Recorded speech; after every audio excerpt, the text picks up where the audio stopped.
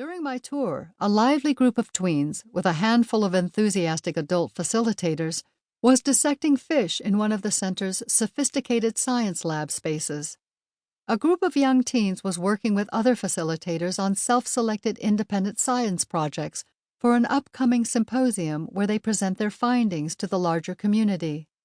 Open Connections has a no-screen policy, except for the shared laptops and computers that the center offers. One teen was sitting on the couch using her laptop to research ancient water purification systems. Another was exploring the impact of gender bias on perception. The oldest teen group, assembled in a spacious and comfortable upstairs loft area in the center's elegantly restored barn building, was debriefing their latest fundraiser. Each year, the oldest teens work on a self-selected group project, and each year they always seem to choose a trip to a far-flung city.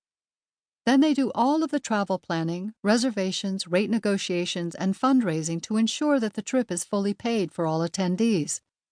For their first fundraiser, the teen group wrote, directed, and produced a dinner theater performance for the larger community that was a big success. When I visited, they were engaged in a dynamic brainstorming discussion to decide on their next fundraiser. The key difference between self-directed learning centers like Open Connections and other progressive education options is that Open Connections is an alternative to school, not simply an alternative school.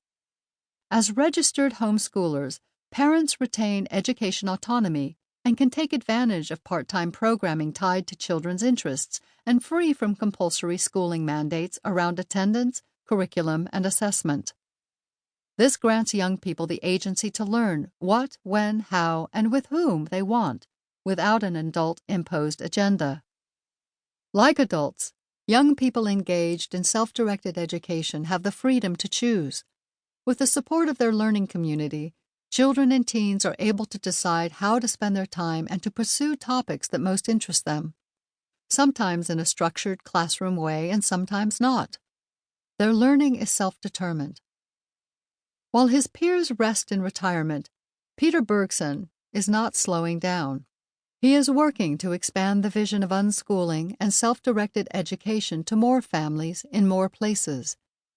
Now that Open Connections serves nearly 100 families with 25 dedicated staff members and is almost entirely self-sustaining with an endowment that Peter and his team have been building for over 3 decades, he recently launched the Natural Creativity Center in the Germantown section of Philadelphia. Peter has long believed that self-directed education should be accessible to all families regardless of socioeconomic background. As much as I love nurturing Open Connections into existence over the majority of my career, he tells me, I always had it in the back of my head that I wanted to make self-directed education available to low-income and moderate-income families. While he has tried tirelessly over the years to make Open Connections accessible to all families regardless of ability to pay, he knew that bringing an unschooling center to the heart of the city was the best way to reach underprivileged families. In January 2016, Natural Creativity opened in the rented education space of a local church. It currently serves as a natural learning incubator for about 20 young people from the surrounding neighborhoods, most of whom have subsidized tuition. Like Open Connections, all of the young people at Natural Creativity are registered homeschoolers, with the center serving as a part-time complement to the learning that they are already engaged in at their homes and in their larger community. Peter views unschooling resource centers as spaces that can augment an individual's personal learning process, but the responsibility for education rests with the individual child. As Peter explains, education is an internal process within the individual. I can't give you an education. It's not a product. I can't make you think. I can't motivate you. All of those things are the result of internal decisions and connections. Knowing yourself and what you want are largely neglected in conventional, structured schooling.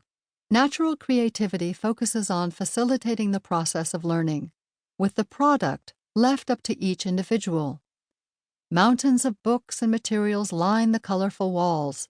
A gigantic set of Cuisenaire counting rods consumes the entirety of the coffee table.